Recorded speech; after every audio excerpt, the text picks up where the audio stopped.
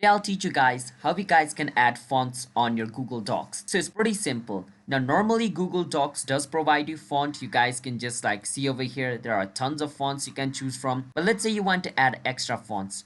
For that, what you need to do is click on extension at the top and click on add-on. Now from add-ons, you need to click on get add-ons. Now once you click on get add-ons, wait for some time until the page loads up. Now from over here, you want to search for fonts. Once you search for fonts, you will see extensive fonts. Click on extensive fonts and click on install. Once you click on install, it's going to ask you for your Google account. After you choose a Google account, it'll install.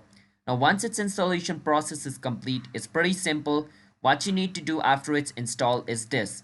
Close this box, and once this box is closed, basically what you want to do is click on over here where it says extension and click on add-ons. Once you click on add-ons, you will see extensions over here.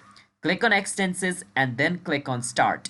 Once you do that, extensions font will open up at the side over here, and from the side you can choose whichever font you want. So that is basically how you guys can install custom fonts on your Google Docs.